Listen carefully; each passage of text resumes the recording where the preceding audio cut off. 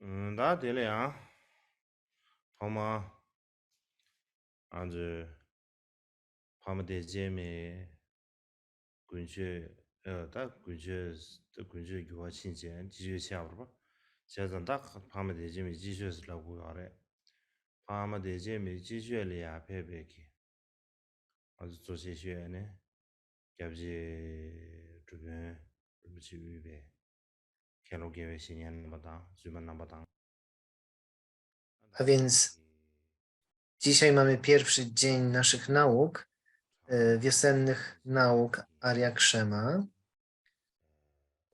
Teraz nazywamy je wiosennymi naukami. Chciałbym wszystkich w związku z tym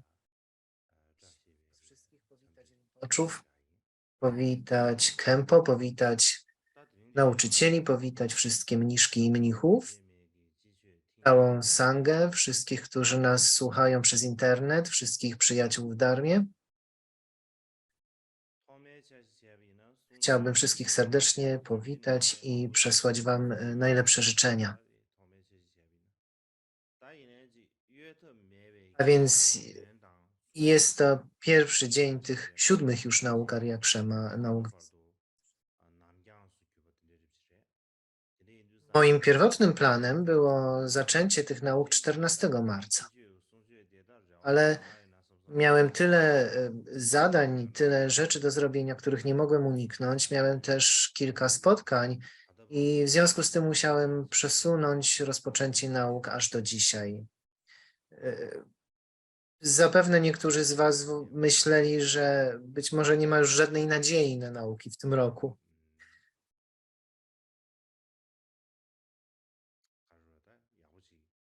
Więc chciałem po prostu króciutko wyjaśnić, dlaczego aż do dzisiaj odkładaliśmy te nauki.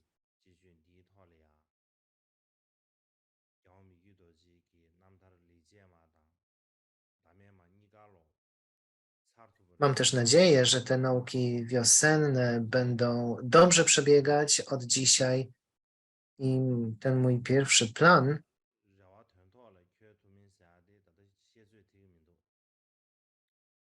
zakładał, że zakończymy obydwa teksty Mikkyo Dorje, obydwie pochwały, że uda nam się zakończyć tym razem, ale nie mam już takiej pewności, że uda mi się to zrobić. Nie mam pewności, że wszystko przebiegnie tak, jak sobie to zamierzyłem.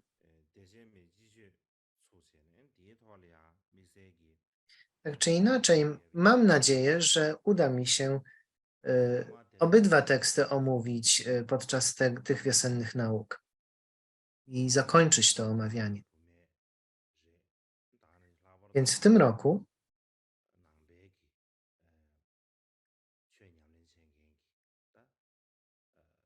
roku rozpoczniemy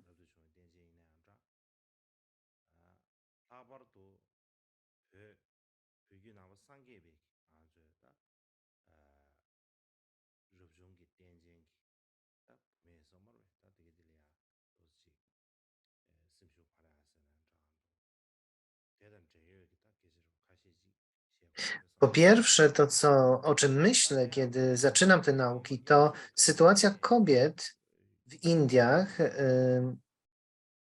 w czasach Buddy.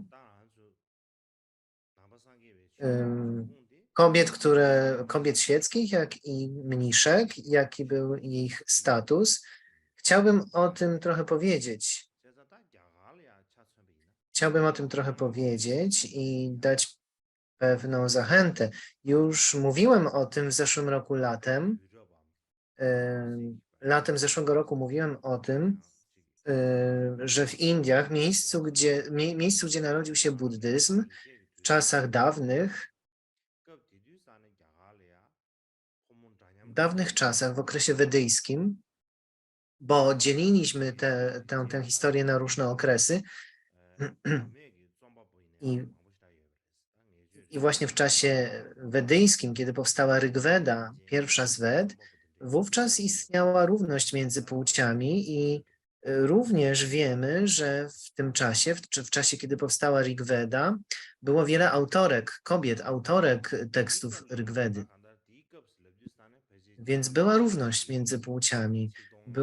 Były poetki, były autorki, które pisały teksty i te teksty stały się częścią Rigvedy. I w tym okresie, a jest to między 1500 a 1000 przed naszą erą, około, między 1500 a 1000 przed naszą erą, w tym okresie w Indiach tradycja, która była najbardziej rozpowszechniona, to była tradycja monogami.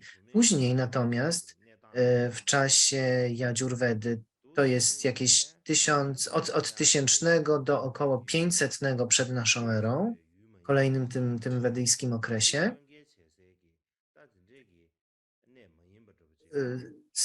sytuacja kobiet uległa pogorszeniu. Trochę się pogorszyła. I wówczas kobiety, mówi się, że kobiety nie były tak, uważano, że kobiety nie są godne zaufania, że nie są wiarygodne i uważano również, zaczęto uważać, że są one bardziej wystawione, czy bardziej skłonne do posiadania tych negatywnych stanów umysłu, bardziej niż mężczyźni. I w tym czasie wciąż jeszcze kobietom pozwalano, mogły dokonywać ofiar razem ze swoimi mężami, mogły przeprowadzać te rytuały wedyjskie. Potem nastał okres sutr, to jest między około 500 a 250 rokiem przed naszą erą. I wtedy, w tym okresie, tak zwanym okresie sutr, sytuacja kobiety uległa jeszcze bardziej pogorszeniu. Jest wiele sutr, które wtedy napisano. I między innymi napisano sutrę praw. Należy ona do historii Indii i mówi się w niej, że kobiety należą do mężczyzn. Więc kobiety nie miały kontroli i niezależności, nie miały kontroli nad własnym życiem. Kiedy są młode, muszą słuchać ojca. Kiedy wyjdą za mąż, muszą słuchać męża. Kiedy natomiast są w wieku podeszłym, muszą słuchać się swoich synów. Takie było prawo, tak uważano i tak nauczano. I więc nie za bardzo mogły żyć i mieszkać niezależnie.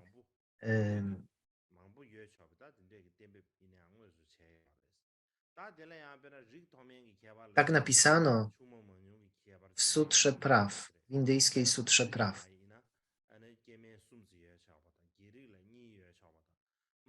I również wówczas zdecydowano, że poligamia jest dopuszczalna i jest wręcz wskazana, że jeden mężczyzna może mieć kilka żon. Oczywiście zależało to od kasty. Bramini mogli mieć więcej niż 3 żony,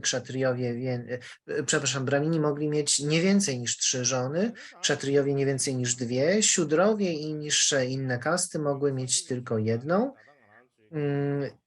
I im bardziej wzrastała potęga braminów, im bardziej te wyższe kasty miały, im większą władzę miały, tym bardziej status kobiet ulegał pogorszeniu. Jeszcze później mamy czasy, teraz możemy spojrzeć na czasy Buddy i to, co mówią nam pisma buddyjskie, przede wszystkim te, które zostały przetłumaczone na tybetański i na chiński.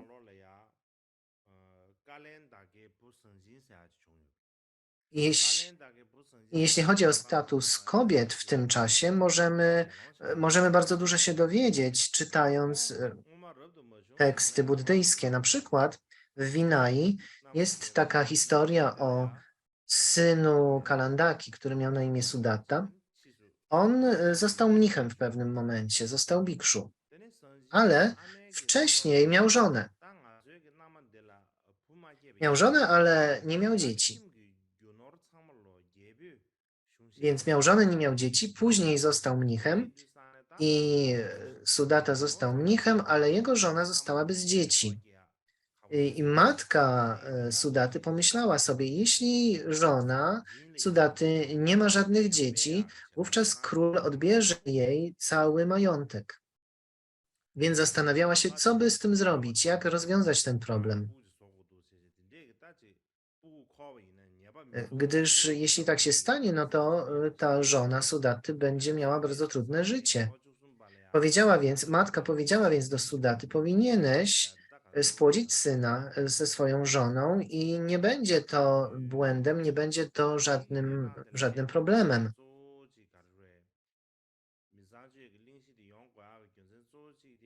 Bardzo dużo matka Sudaty mówiła mu o tym i przekonywała go, żeby tak zrobił, a więc w 13 roku po osiągnięciu przez Buddę przebudzenia, ze względu na ten incydent, ponieważ Sudatta musiał spłodzić syna ze swoją żoną, już będąc mnichem, ze względu na ten incydent wprowadzono zasadę o nieczystym postępowaniu. I to wszystko, cała ta sytuacja w ogóle wynikła z tego, że w tamtym miejscu i w tamtym czasie obowiązywała pewna tradycja, religia i tradycja, i z tej tradycji wynikało to, że król miał prawo zabrać majątek żony, kobiety, jeśli nie miała męża, jeśli w rodzinie nie było męża, nie było pana domu i jeśli nie było synów.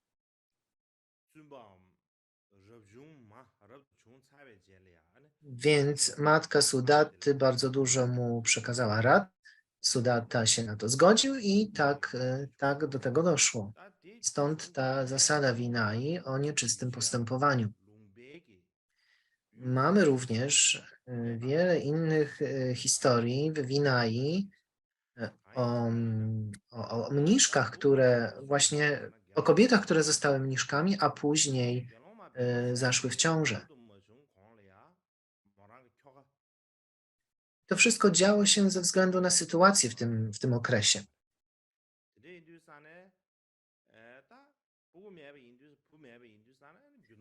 Była taka Bikshuni Gupta, która no właśnie została mniszką, została Bikshuni, jej mąż zmarł. I ponieważ jej mąż zmarł, a ona nie miała syna, również w jej przypadku król miał prawo zabrać cały jej majątek i przekazać go rządowi. I żeby temu zapobiec,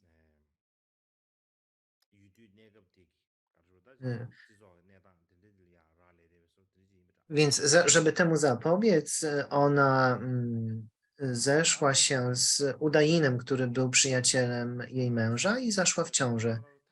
Ten Udain również później został mnichem.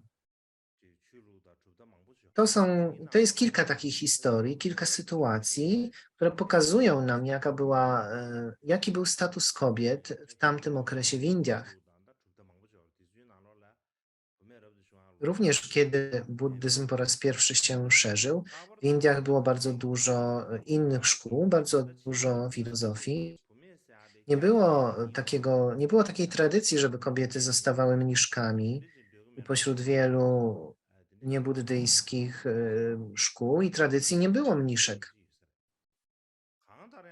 Było też kilka szkół niebuddyjskich, które w ogóle mówiły wprost, że kobiety nie są w stanie osiągnąć wyzwolenia, więc nie są w stanie również przyjąć schronienia. Takie były tradycje i takie były zwyczaje. To są pewne przykłady, ale te przykłady są bardzo dobrą ilustracją. Ogólnie rzecz biorąc w Indiach, a tak naprawdę również w innych częściach świata, jeśli chodzi o edukację,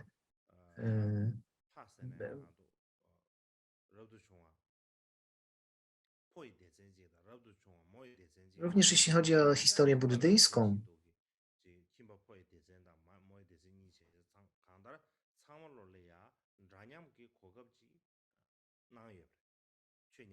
również pośród buddyjskich, jeśli jego świątobliwość mówi już o sandze, że sanga miała dwie części. Najpierw byli mężczyźni, a potem były kobiety i buddyjska sanga. Buddha dał możliwość i kobietom, i mężczyznom praktykowania, wszyscy mogli praktykować dharmę i również świeccy, zarówno mężczyźni, jak i kobiety mieli równe prawa. Ale jeśli chodzi o kobiety, które zostały mniszkami, nie były one uważane za tak ważne jak mężczyźni. Ich status był niższy. I jeśli chodzi o poglądy buddyjskie, jeśli chodzi o samą jakby filozofię buddyjską, mężczyźni i kobiety byli równi. I mnisi i mniszki mieli te same prawa i mieli te same możliwości, żeby osiągnąć urzeczywistnienie i mogli przyjmować schronienie i święcenia, ale dlaczego ta sanga kobiet nie była uważana za tak samo ważną jak męska sanga? To wynikało z zasad i tradycji w społeczeństwie tamtego okresu, ponieważ społeczeństwo te zasady dawały kobietom niższy status. Na kobiety spoglądało się z góry, traktowało się je jako gorsze. I dlatego mnisi w oczach społeczeństwa byli traktowani lepiej. I to było naturalne z punktu widzenia tamtego społeczeństwa. Więc jeśli chodzi o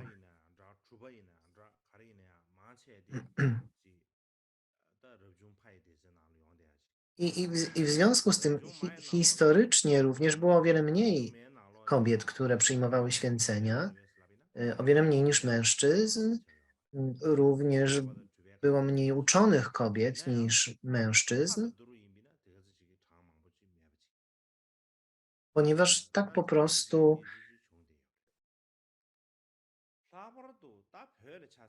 nie możemy, że w ogóle nie było uczonych kobiet i nie było wielkich praktykujących kobiet. Były, ale było ich o wiele mniej i to wynikało z pewnej sytuacji, która była stworzona w tamtym społeczeństwie. W Tybecie, w czasach, kiedy po raz pierwszy nauki buddyjskie się szerzyły, a także później, w drugim okresie szerzenia się nauk, tradycja nadawania święceń kobietom, bikszuni, była dość rozpowszechniona. Ale ze względu na przeróżne uwarunkowania, ten przekaz ślubowań bikszuni, ale także, a nawet podstawowych święceń, ze względu na te wszystkie społeczne uwarunkowania również w Tybecie, też nie uważano tej linii przekazu za bardzo ważną. I jest to wielka strata dla buddyzmu tybetańskiego, że ta tradycja święcenia kobiet została utracona, gdyż była uważana za mniej ważną.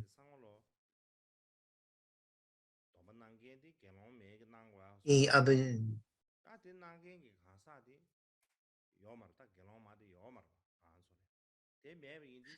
aby nauki Buddy były we właściwy sposób przekazywane, musi zostać przywrócona tradycja święcenia bikszuni. Wszystkie one, te święcenia bikszuni powinny być przekazywane przez kobiety, przez bikszuni, ale nie mamy tej tradycji, brakuje jej. Więc mnisi, bikszu, powinni być tymi, którzy przekazują te święcenia.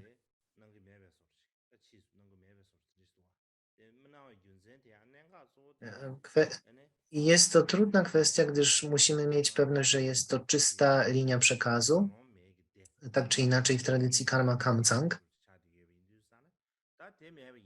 Nie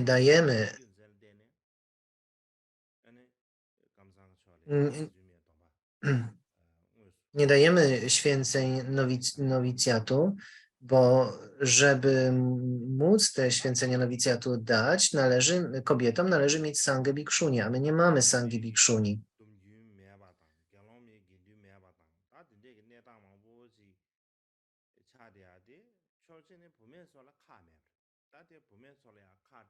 Więc ślubowania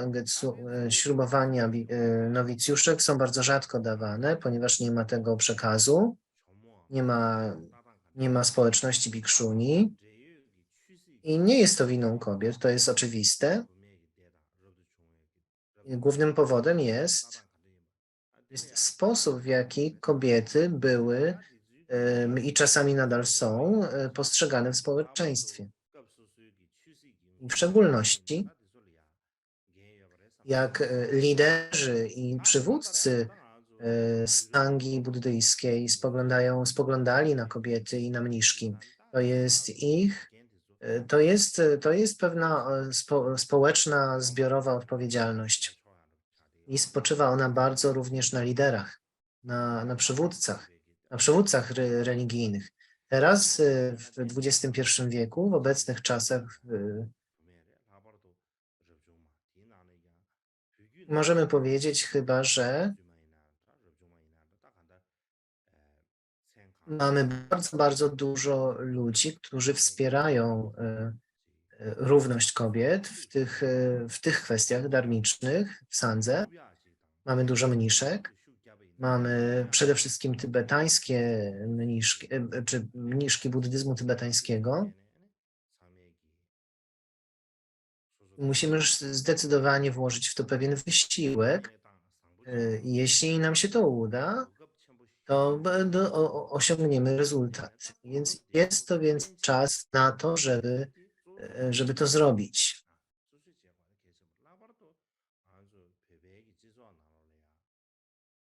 Żyjemy w dobrych czasach, w dobrym miejscu, mamy dobre możliwości i powinniśmy wykorzystać te możliwości. I szczególnie mam tu na myśli społeczeństwo tybetańskie.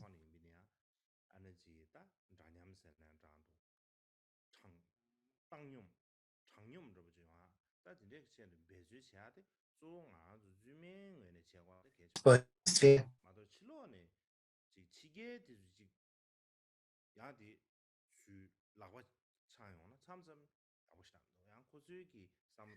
w społeczeńskim w społeczeństwie tybetańskim kobiety nie do końca mają takie same możliwości, jeśli chodzi o praktykę dharmy, jeśli chodzi o odosobnienia.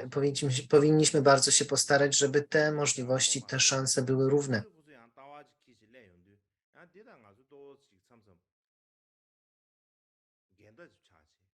Ludzie mają nieraz czyste intencje, ale czasami ludzie nie rozumieją kultury tybetańskiej, nie rozumieją uwarunkowań społecznych w Tybecie. Kiedy przybywają do nas, do Tybetu czy do naszej społeczności, jest pewien konflikt.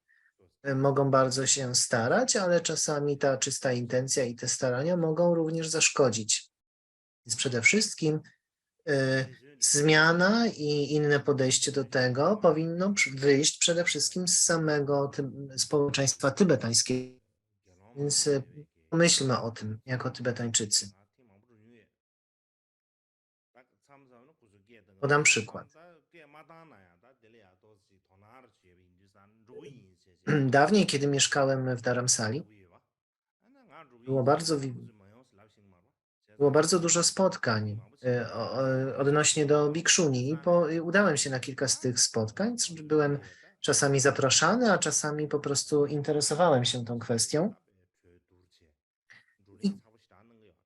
I kiedy powiedziałem, że chcę na takie spotkanie przyjść, to oczywiście nie mogli powiedzieć, że nie mogę. Więc chodziłem na te spotkania które dotyczyły Bikshuni. Było tam bardzo wielu uczonych i odbywały się liczne dyskusje.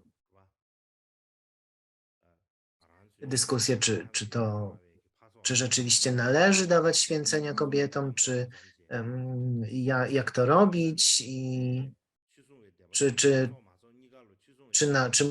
czy te święcenia powinni przekazywać bikszu, czy powinna sanga łączona, kobieco-męska.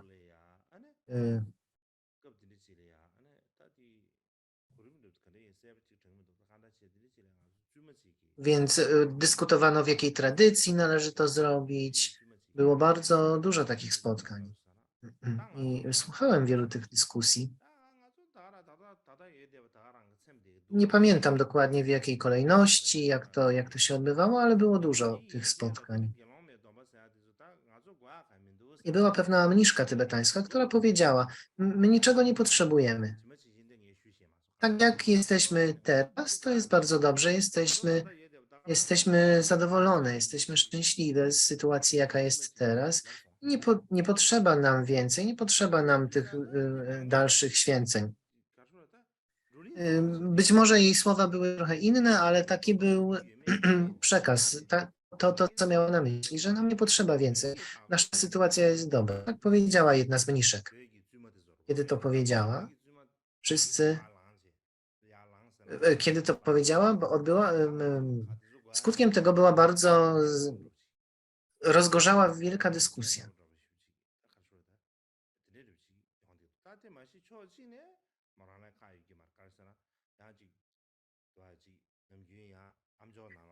Więc zaczęto o tym dyskutować, bo to było bardzo dziwne, że to mniszka tybetańska sama wstała i powiedziała coś takiego: nam więcej nie potrzeba, nasza sytuacja jest dobra.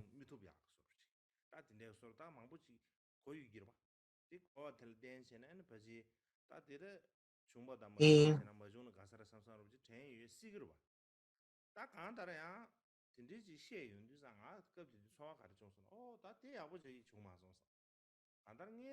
więc ona być może się zastanawiała, czy jeśli te święcenia Bikszu nie będą dawane, że może to będą problemy, że może będzie trudno utrzymać te ślubowania. Być może myślała może o takich rzeczach i być może po prostu myślała, że to nie wyjdzie na dobre.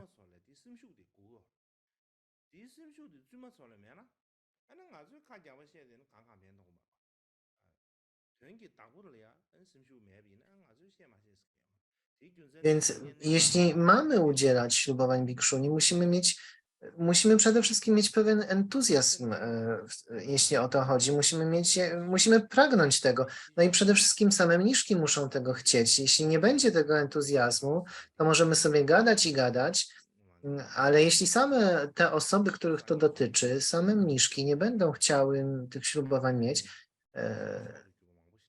no to wtedy nic z tego nie będzie. I to jest przede wszystkim powód, dla którego mamy w ogóle nauki Arya Krzema dla mniszek.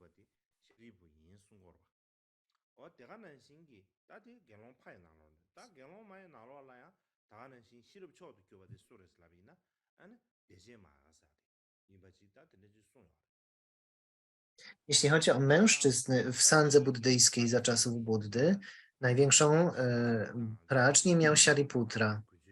Natomiast jeśli chodzi o kobiety, Bikshuni, która miała największą pracznię, była Arya Krzema.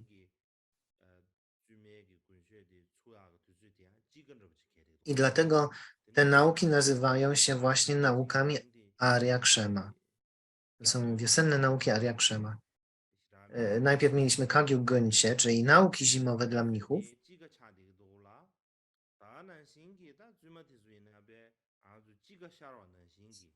Chociaż tak naprawdę, kiedy mamy te nauki zimowe, to już właściwie jest wiosna, chociaż i tak je nazywamy naukami zimowymi.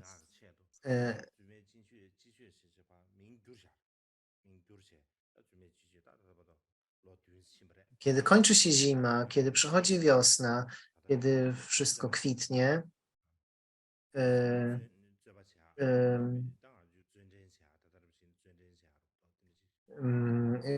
więc wiosna to jest taki okres rozkwitu, kiedy wszystko wzrasta. I pomyślałem sobie, że nazywanie tych nauk dla mniszek naukami wiosennymi będzie bardzo dobrym znakiem, bardzo dobrą ilustracją.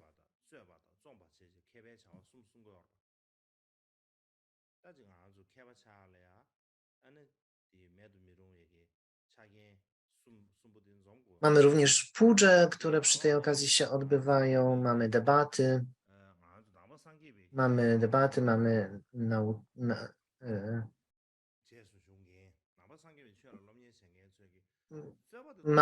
więc nauczanie, mamy debatowanie i mamy pisanie tekstów. To są 3 takie aktywności, jeśli chodzi o naukę. To są 3 aktywności, które są bardzo ważne i należy je wykonywać. Debata jest bardzo ważna. W debacie nie chodzi o to, żeby konkurować z innymi, nie chodzi o to, żeby pokonać przeciwników. To nie jest główny cel debat. Natomiast w dharmie buddyjskiej, w tych debatach buddyjskich chodzi przede wszystkim o to, żeby wykorzystać inteligencję i móc przekazać i udowodnić pewne założenia filozofii, więc ta debata to jest taki sposób, żeby wykorzystać inteligencję, logikę. I to pochodzi z indyjskiej tradycji, z tradycji wedyjskiej. Był taki rytuał właśnie odbywania debat, więc my musimy, nawet nie tyle o to chodzi, żeby wykonywać rytuały, tylko o to, żeby praktykować prawdziwe znaczenie.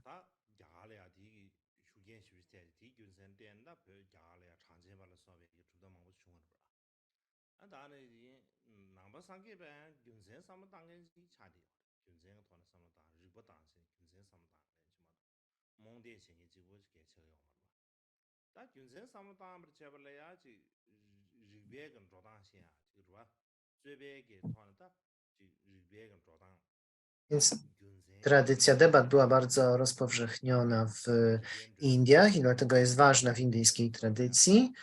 I również w Tybecie ta tradycja się rozpowszechniła. Nie wynika ona z ślepej wiary, tylko wykorzystanie metod logiki w debacie i to pomaga zrozumieć lepiej, to pomaga zrozumieć metody i z tego powodu mamy debaty. Są to pewne metody. Dla nas, buddystów, w nauczaniu buddyjskiej dharmy są to ważne metody i debata jest niezbędna. Ale ważne jest, abyśmy nie utracili motywacji takiej debaty. Ta motywacja nie jest mała. I to nie chodzi o to w tej motywacji. Ta motywacja nie powinna polegać na tym, że chcemy pokonać przeciwnika. To nie chodzi o to, że mamy jakąś konkurencję. Jest to metoda, aby polepszyć swoje wykształcenie i aby wykorzystać metody filozoficzne, logiki, mieć lepsze zrozumienie. Od tego jest debata. Chodzi też o to, żeby w tej debacie, to jest jeden ze sposobów, żeby również przezwyciężyć te negatywne stany umysłu, jak gniew, zazdrość i tak dalej. Więc w debacie również należy przezwyciężyć takie negatywne stany umysłu. Więc jest to również sposób ćwiczenia umysłu, żeby te negatywne stany przezwyciężyć. Więc możemy na debatę również spojrzeć w taki sposób, że jest to sposób trenowania, ćwiczenia umysłu i jest to bardzo dobry sposób praktycznego wykorzystania nauk, a nie chodzi o to, żeby pokonywać innych. Debata przede wszystkim ma nas samych ulepszyć.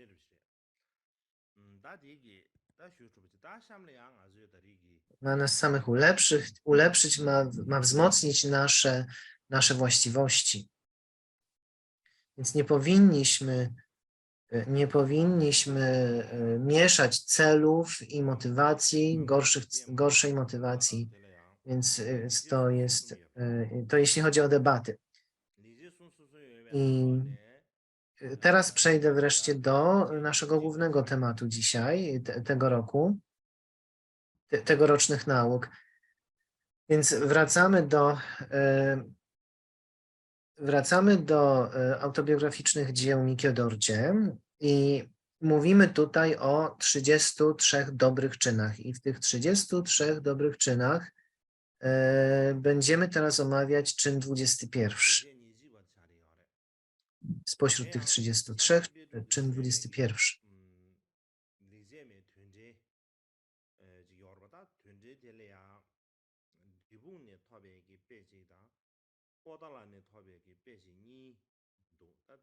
A więc 21 czyn i według komentarza do znaczenia historii wyzwolenia Mikio Dorje Sangye Paldrupa, który znaleziono w bibliotece Drepungu.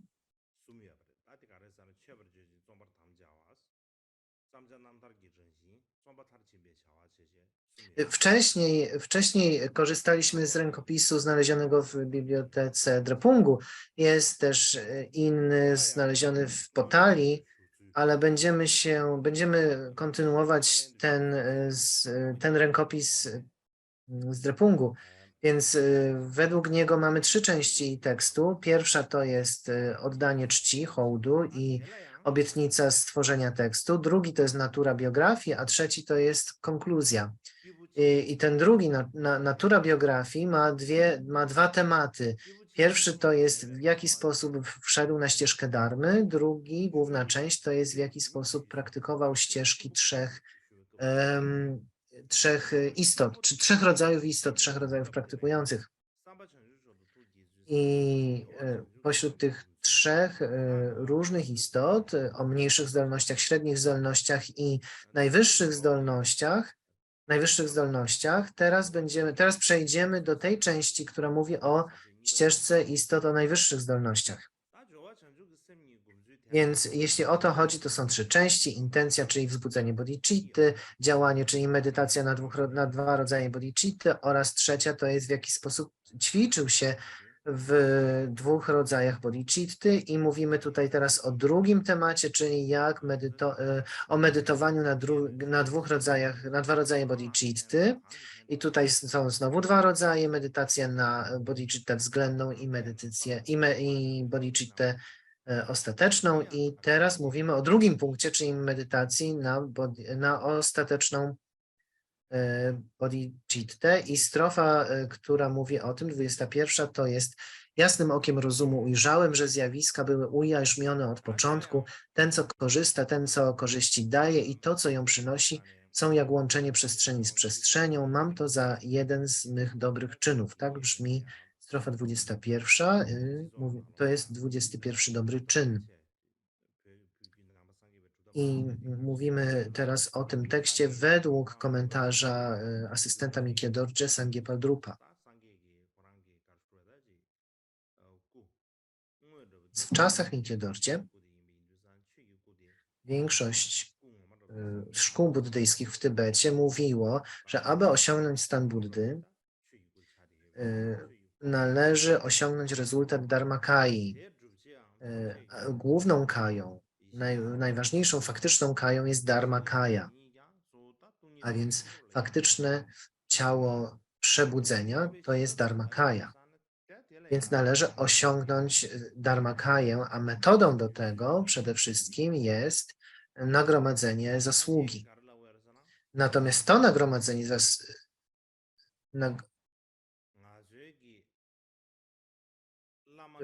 nagromadzenie mądrości, a nagromadzenie mądrości zależy od praczni, która urzeczywistnia pustość. I niektórzy ludzie mówią, tak jak mówi ten komentarz Sangye Paldrupa, niektórzy ludzie mówią, tylko nasi guru i nasza własna linia przekazu ma możliwość osiągnięcia pradżni, która rozumie, urzeczywistnia pustość.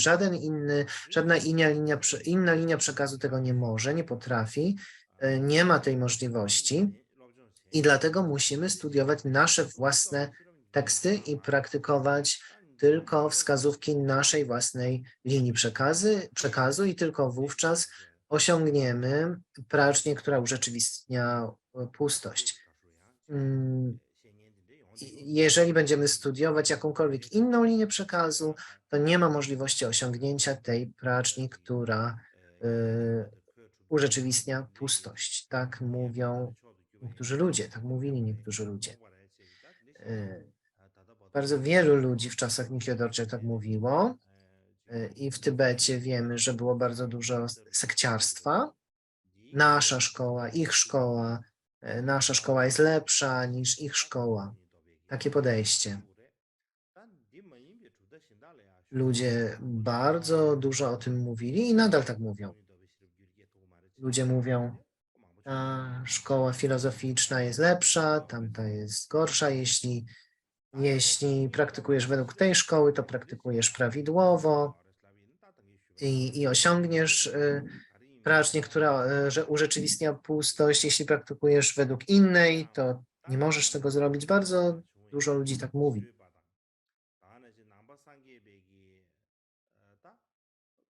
Mm, Natomiast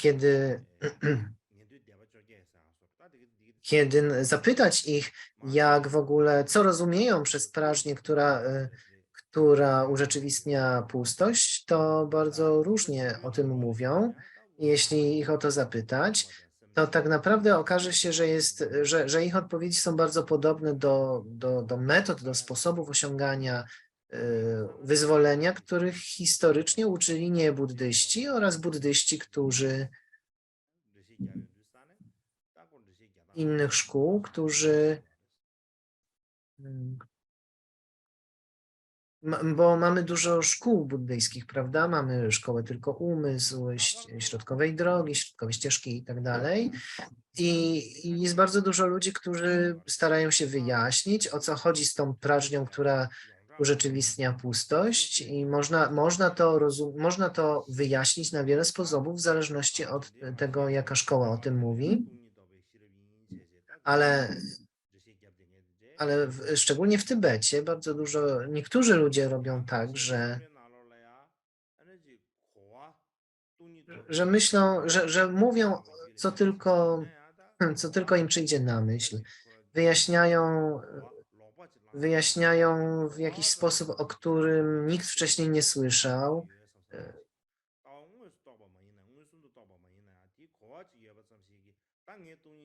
Nie mają faktycznego zrozumienia i urzeczywistnienia tej praczni, ale tak naprawdę nie rozumieją tego, o czym mówią. Mają jakiś tam pogląd, mają jakieś tam zrozumienie i wydaje im się, że urzeczywistnili pustość. Jest takich ludzi trochę. Również to, co niektórzy robią, to jeśli chodzi o pracznię, mamy 3 rodzaje praczni: słuchania, kontemplowania i medytacji. I są tacy, którzy mówią, że prażnia, prażnia medytacji jest główna i jest najważniejsza, i porzucają słuchanie, porzucają rozmyślanie, ale tak naprawdę to, co się dzieje, to mają oni pewnego rodzaju świadomość, która jest przyćmiona, stłumiona, taka zamglona. I to jest skutkiem tego właśnie, że porzuca się słuchanie i porzuca się rozmyślanie. Są ludzie też, którzy mówią, że wszystkie zjawiska są manifestacją umysłu, są stworzone przez umysł i umysł jest stworzycielem wszystkiego, i mówią, że z tego względu aż do dzisiaj krążymy w samsarze. I mówią, że ale dzisiaj dzięki dobroci guru zrozumiałem, że samsara i nirvana przejawiają się jako dharmakaya, że są tej samej natury, i mówią, że to teraz, nawet jeśli się kiedyś odrodzę w piekle, to te wszystkie rozpalone żelazo i ci strażnicy jamy, to jest nic, to jest po prostu przejawienie dharmakai. Więc nawet jeśli trafię do piekła, to mam tę pewność, uzyskałem tę pewność, tę nieustraszoność. I mają taki pogląd, i tak dużo mówią na ten temat, i mówią, że to jest proste, niezależnie od tego, co zrobią. I oni mówią o tym głośno, starają się przekonać wszystkich do tego poglądu i do praktykowania tego. Mikio Dorje natomiast, Mikio Dorje posiadał Vajra Prajnię, która naucza wszystkich zjawisk bezbłędnie. On znał wszystkie buddyjskie, wszystkie niebuddyjskie szkoły. Przede wszystkim znał nauki wczesnego przekazu i tak zwanego średniego przekazu. Jeśli chodzi o ten średni przekaz, bo o co chodzi z tym średnim przekazem? Bo mamy wczesny i mamy późny, a tu jest jeszcze mowa o średnim przekazie. Więc w czasach, kiedy król Langdarma prześladował nauki, było trzech ludzi, Yogyenjung, Tsang-Rabsal i Mar Shakyamuni. Oni uciekli do Dokham we wschodnim Tybecie i był człowiek, który się nazywał Lacien Gongpa Rabsel w środkowym Tybecie i tych trzech ludzi dało mu ślubowania, a on wyświęcił kolejnych 10 uczonych ludzi z centralnego Tybetu. Ten Lacien Gongpa Rabsel ich wyświęcił i wrócili do środkowego Tybetu. Tam rozszerzyli tą sangę właśnie i zaczęły się szerzyć te nauki i czasami to określamy jako średni czy środkowy przekaz dharmy. I czasami tak o tym mówiono. Dawniejsi uczeni mówili o wczesnym, średnim i późnym szerzeniu się dharmy w Tybecie, natomiast późniejsi uczeni mówią raczej o wczesnym i o późnym szerzeniu się dharmy w Tybecie i ten średni czy środkowy czas szerzenia się to jest uważany za część tego późniejszego przekazu, późnego szerzenia się dharmy w Tybecie. Więc wczesny okres do czasów Langdarmy, później mamy ten późny okres, czyli po czasach Langdarmy. A jeśli chodzi o ten środkowy, to będzie właśnie początek tego późnego przekazu dharmy, czyli po czasach Langdarmy. Więc niektórzy z tych dawnych uczonych mówią o tym średnim czy środkowym okresie szerzenia się dharmy również.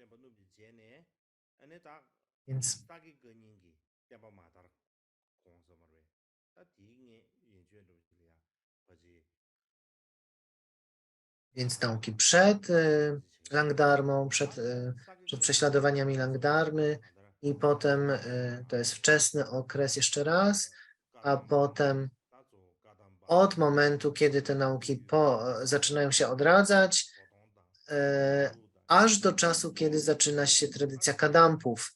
To powiedzmy byłby ten środkowy czy średni okres szerzenia się dharmy. Przede wszystkim potem się pojawia Kadampa, Mahamudra Sakya, Jonang, Bodong, Gelugpa, Ning. Kilka tych linii przekazu pojawia się później. Jonang, Bodong, Gelugpa pojawiają się w Tybecie i to jest już ten późniejszy okres szerzenia się nauk. I wiele tekstów ma różne trudne zagadnienia i Mikyo Dorje rozumiał te punkty i był w stanie mówić o nich bezbłędnie. Znał słowa, których używały te różne linie przekazu. Była różna terminologia, jest różna terminologia w różnych szkołach. Mikyo Dorje rozumiał te wszystkie sposoby przekazu i objaśniania bezbłędnie.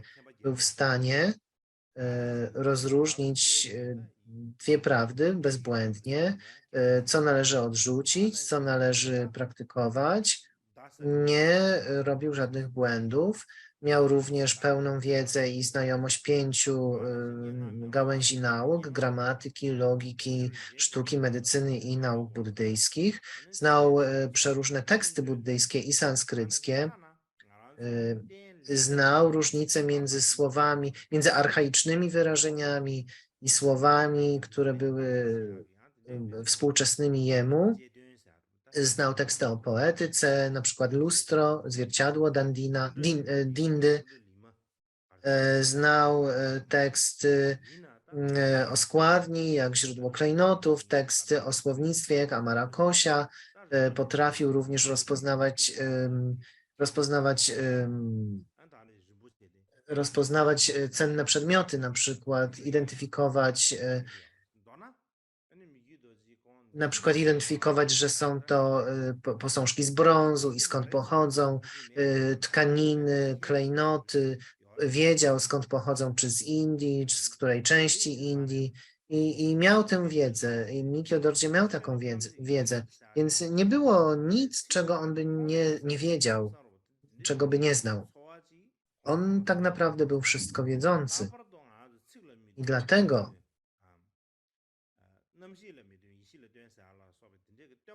miał tą autentyczną pracznię, która rozpoznaje dharmę słów Buddy i miał również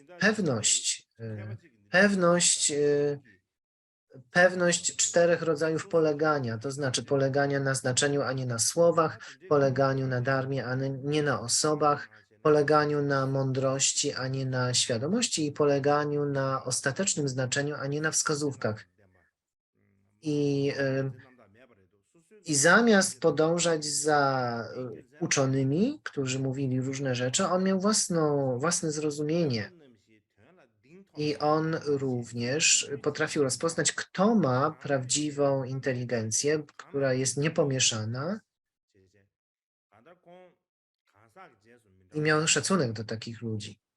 Sam powiedział w jednym z dzieł, ktokolwiek ma wiarę w 4 rodzaje polegania, kto nie podąża za nurtem, dosłownie wodą słów innych, kto ma bezbłędną inteligencję badania własnego umysłu, mój umysł takim osobom oddaje cześć.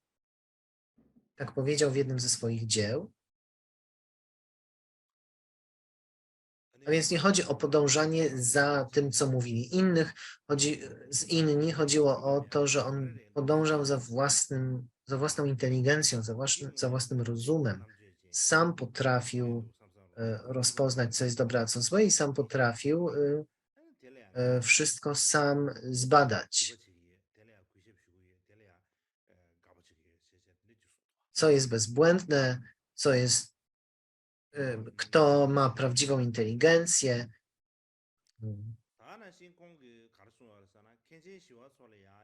I potrafił to rozpoznać w ludziach, i do takich ludzi miał ogromny szacunek.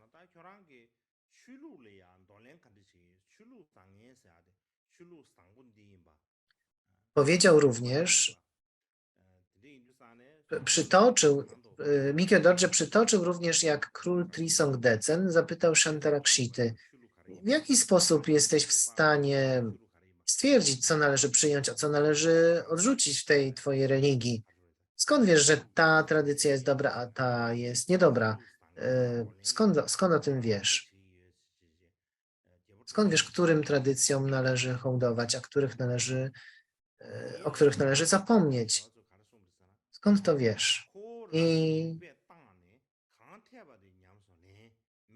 Czyli zasadniczo skąd wiesz, która tradycja religijna jest dobra, a która jest zła? Król Trisong Detsen tak zapytał, a Shantarakshita odpowiedział na to, że ja badam swój własny umysł i praktykuję to, co jest logiczne. Odrzucam to, co jest nielogiczne. Więc znowu Shantarakshita nie podążał za tym, co mówili inni. Badał własny umysł i odrzucał to, co jest nielogiczne. Jeżeli coś jest logiczne, to należy to praktykować.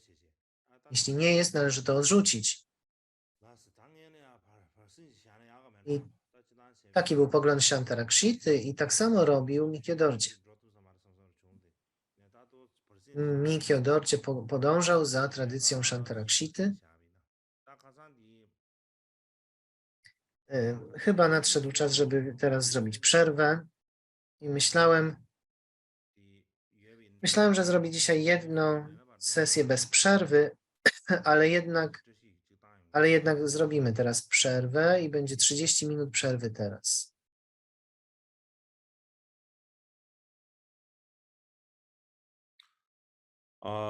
다 간다 공도 주변에 신기 경험 미규도 질이야 다 가주려다지 란다 신기 준다 Jak już wyjaśniłem wcześniej, Mikio Dorje miał ogromną wiedzę własnej szkoły i innych szkół filozoficznych.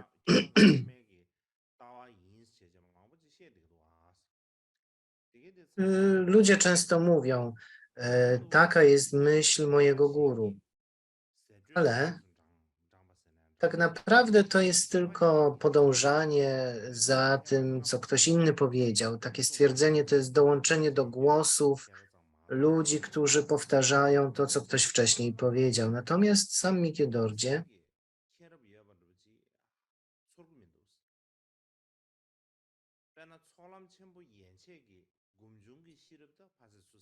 i ci ludzie mówili właśnie, że Mikie Dorje nie ma prażni medytacji, jakiejś wyższej ścieżki nagromadzenia, czy jeszcze wyższej ścieżki mówili, zapomnijcie o tym, on nawet nie ma klarowności, która wynika z praktykowania siamatchy. Tak mówili ludzie, a natomiast uczniowie Mikie Dorje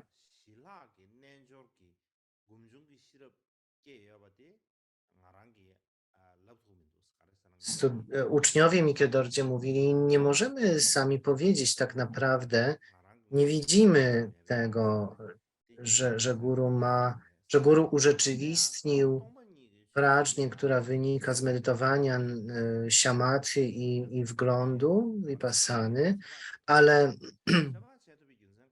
ale to czujemy, mamy takie mamy instynktowne zrozumienie tego, że on ma tę nieustraszoną wiedzę dharmy. Dharmy, która widzi dogłębną pustość. Wiemy to stąd, że Mikie Dorje dniem i nocą zajmuje się tymi 3 rodzajami działalności, jakimi zajmują się uczeni. To jest nauczanie, debatowanie i pisanie.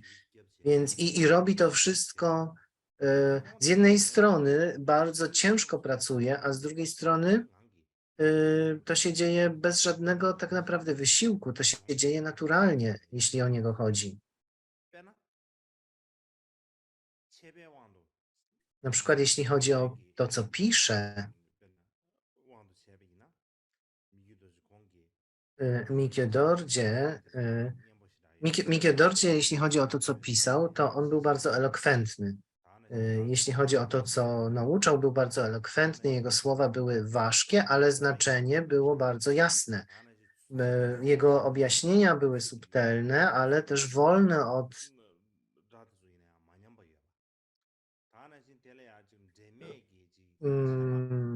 wolne od zapędzania się w takie różne słowne zakątki, jakieś tam mówienia o jakichś rzeczach, które są niezwiązane z tematem.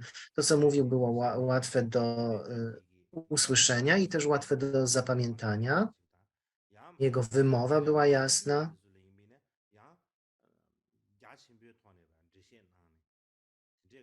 Ludzie, którzy mieli wyższe rozumienie, dla nich wystarczyło, że Mikie Dorje po prostu zrobił jakiś gest, skinął głową i już rozumieli. Jego wyjaśnienia były również jasne i łatwe do rozumienia. Więc Mikie Dorje był w stanie nauczać ludzi o wiele wyższej inteligencji i rozumieniu w bardzo taki właśnie sposób, że właśnie gestem na przykład. Więc można było, jeśli ktoś chce, spędzić wiele lat na studiowaniu tekstów wiele razy z jakimś mistrzem, który był słynny ze znajomości jakiegoś tekstu, ale zamiast tego, samo słuchanie tej wielkiej istoty, jaką był Mikie Dorje, tego jak wyjaśnia znaczenie tekstu, rdzennego tekstu, i ma tą nieporównaną pewność tego nauczania, to powodowało, że ten rdzenny tekst sam ujawniał swoje znaczenie. I tak mawiali jego uczniowie. Inny przykład, kiedy Mikie Dorje dostał do ręki jakiś indyjski lub tybetański tekst, którego nigdy wcześniej nie widział, jeśli ktoś mu taki tekst przyniósł i poprosił o wyjaśnienie trudnych zagadnień w tym tekście, Mikie Dorje miał zdolność takiego znowu nieustraszonego wyjaśniania pełnego znaczenia, wyjaśniania słów, znaczenia słów bezbłędnie i mimo, że takiego tekstu wcześniej nie widział, nie czytał. Tak ogromna była jego wiedza, tak ogromna była jego wiedza, że jeśli widział tekst po raz pierwszy, był w stanie wyjaśnić go w sposób doskonały. Miał więc tę ogromną zdolność nauczania. Jeśli chodzi o debaty, to podczas debat był w stanie usunąć błędne rozumienie swoich przeciwników, ale również był w stanie usunąć ich dumę. I ci ludzie mieli wtedy takie, widzieli powody, dla których się mylili. Również miał zdolność, że wpajał w ludziach taką właściwą pewność nauczania. Na przykład byli różni wielcy uczeni w jego czasach. Mahapandita Dorje Gyalpo, wszechwiedzący Cimedrupa, wielki uczony Changra Rabjampa, którzy przychodzili do niego i przechodzili na spotkania z nim, a on miał z nimi dyskusje darmiczne. I jeśli chodzi zarówno o znajomość tekstów, jak i o logikę, no to on przewyższał ich znacznie. Również w jego czasach byli pewni uczeni Gelugby, między innymi Gendun Drup, Sera Jetsun i inni. Kiedy oni zobaczyli komentarze Nitya Dorje do Prajna Paramity i do skarbnicy Abhidharmy, tak mówili między sobą. A pośród różnych tych tybetańskich medytujących, którzy mają poglądy chińskiego Shanga, ten tutaj, bo ci Gelugpowie często praktykujących Mahamudrę nazywali właśnie ludźmi, którzy mają poglądy chińskiego Hashanga. I oni tak mówili, że pośród tych różnych tybetańskich medytujących ten Mikyo Dorje to wydaje się, że jest odrobinę lepszy w naukach.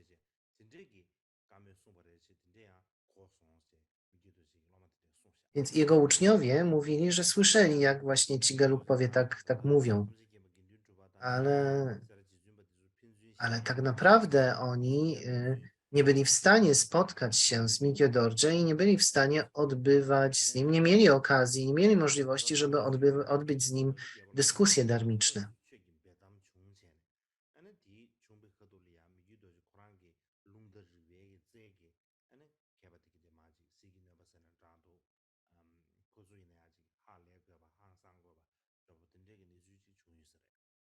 Inni uczeni, kiedy spotkali się z Mikyo Dorje i widzieli jego ogromną wiedzę i logikę, byli zdumieni, byli zaskoczeni i zdumieni. Tak czy inaczej, Sangye Paldrup, czyli autor komentarza, którym się posługujemy, mówi, że w tamtych czasach byli ludzie, którzy mówili, a twój lama jest naprawdę mądry,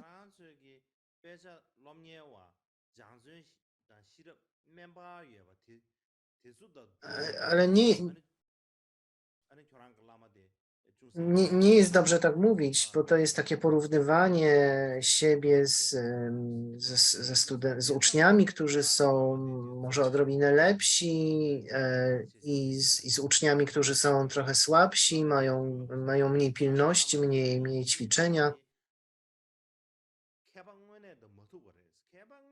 I dużo ludzi tak mówiło, ale to dlatego, że tak porównywało, ale to głównie dlatego, że tak naprawdę nigdy nie spotkali naprawdę wielkiego uczonego. Więc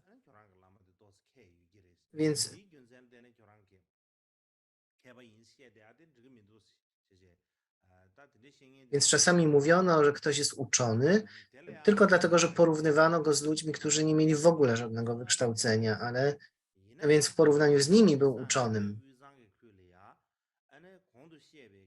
Ale w środkowym Tybecie wtedy wtedy uważano, że nie ma lepszych uczonych od tych, których właśnie wymieniliśmy, tych uczonych Gelugpy.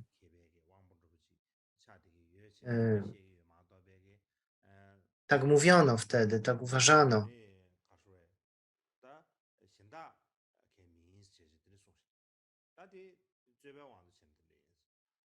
Jeśli chodzi o więc mówiliśmy mówiliśmy o debatowaniu, jeśli chodzi o pisanie, o to, co Mikio Dorje VIII Karmapa pisał, mówiliśmy o nauczaniu, mówiliśmy o debatowaniu.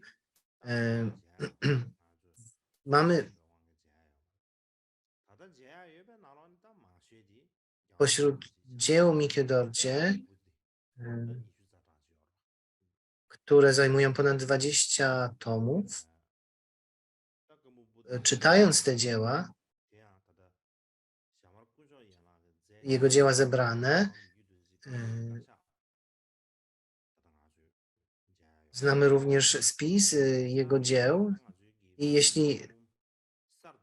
możemy dzięki temu spisowi również w przyszłości stworzyć nową edycję dzieł zebranych Mikio Dorje i dodać również teksty, które nie znalazły się w poprzednich edycjach.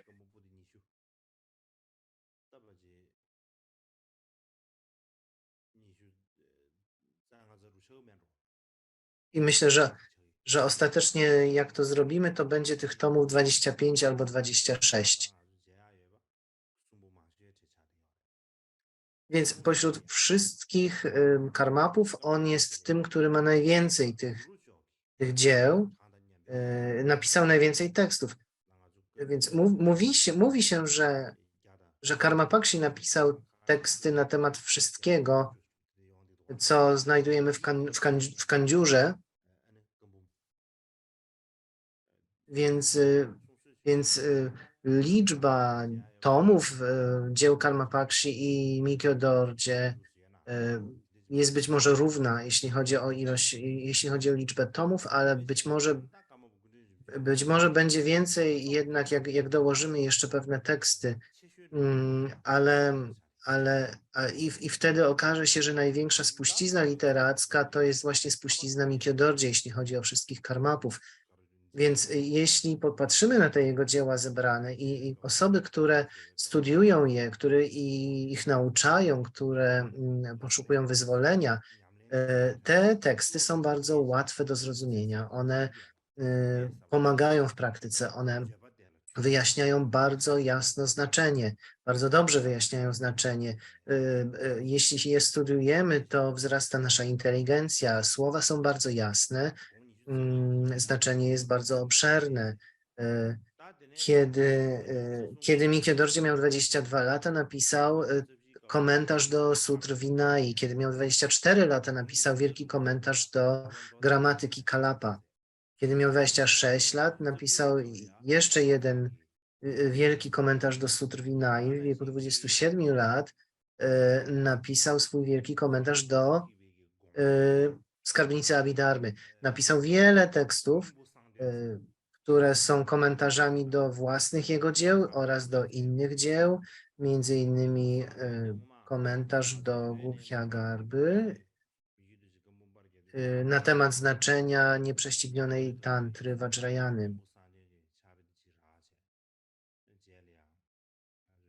Więc między innymi to jest tekst, którego nie miałem w Tybecie, a uzyskałem go później.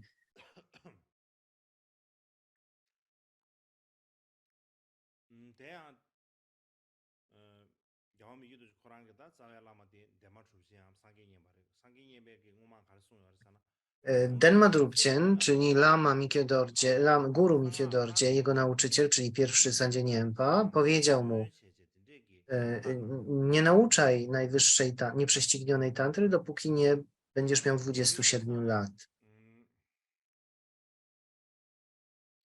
Więc ponieważ pierwszy Sanjay Nyempa mu tak powiedział, kiedy Mikio Dorje miał 19 lat, miał czyste wizje swojego idama, i guru Drupchen również poinstruował go, że na razie nauczaj wskazówek Atishi. Więc on miał zarówno wskazówki swoich nauczycieli, jak i czyste wizje, w których uzyskiwał wskazówki. I więc według tych wskazówek dopiero kiedy osiągnął 27 lat, zaczął dawać abiszeki tym, którzy mieli największe szczęście, czyli największe zdolności. Wcześniej nauczał kadampy i nauczał od 27 roku życia, nauczał ścieżki, która wyzwala. I na przykład dakinie mądrości dały mu instrukcję, masz się modlić w ten sposób. I dzięki tym instrukcjom napisał modlitwę, którą dzisiaj znamy jako Guru Jogę 4,5 dnia. Napisał niezliczone teksty, niezliczone instrukcje. Dawał abiszeki i błogosławieństwa i wtedy błogosławieństwa i mądrość rzeczywiście szły tam, gdzie on skierował swój umysł. Powodował, że przywiązanie do zwyczajnych zjawisk było oczyszczane, wielu było w stanie mieć jasne postrzeganie, wielu było w stanie naprawdę dbać o innych bardziej niż o siebie, rozwijali mądrość, która rodzi się z medytacji, rozwijali urzeczywistnienie i utrzymywali ślubowania. Większość z jego uczniów nie trzymała przy sobie, nie posiadała 8 nieczystych rzeczy, między innymi broni, nie jeździli na zwierzętach, które mają 4 nogi. Jego uczniowie również byli wegetarianami. Mówiłem już o tym kiedyś. Nie jadali mięsa, również jeśli Mikio Dorji miał dość dużo uczniów, którzy byli wegetarianami, a było to trudne w tamtym czasie w tybetańskim społeczeństwie. Również jeśli chodzi o ich własności, to nie mieli nic, co byłoby cenniejsze od miski na jogurt. Nie posiadali nic takiego. Wielu ludzi, wielu jego uczniów ćwiczyło się w jodze, w medytacji, utrzymywali się w dobrych właściwościach, zamiast się kłaść, spać, to oni medytowali, ćwiczyli swój umysł, pozostawali w ciszy, na odosobnieniu. Byli uczniowie, którzy mieli czyste wizje, tacy, którzy nie patrzyli na innych, tylko badali własne zachowanie, nie oszukiwały ich pozory, nie patrzyli na sponsorów, nie patrzyli na negatywnych przyjaciół, ale patrzyli na swojego guru i praktykowali czyste postępowanie, pozostawali na odosobnieniu. I to wszystko ze względu na przykład, jaki dawał im Mikio Dorji, jego nauczanie, jego pisma. Jego uczniowie byli w stanie nie tylko sami swój umysł okiełznać, ale również pomóc innym istotom.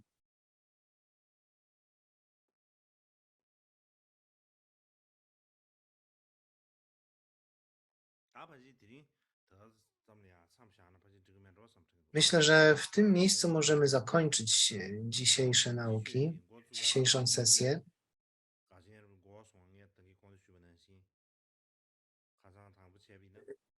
Jak mówiłem, już 14 marca te nauki miały się zacząć, ale zeszło mi na innych rzeczach. Musiałem przygotować inne rzeczy i no niestety to było nieuniknione. Miałem również różne spotkania, musiałem porozmawiać z wieloma ludźmi. I przez to wszystko nie miałem wyboru i musiałem przełożyć początek nauk. Ale od dzisiaj już zaczęliśmy i mam nadzieję, że będziemy kontynuować. według programu i mam nadzieję, że będę w stanie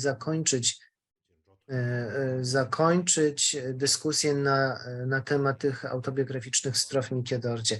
Mam taką nadzieję, ale czy to się uda, to oczywiście jest trudno powiedzieć.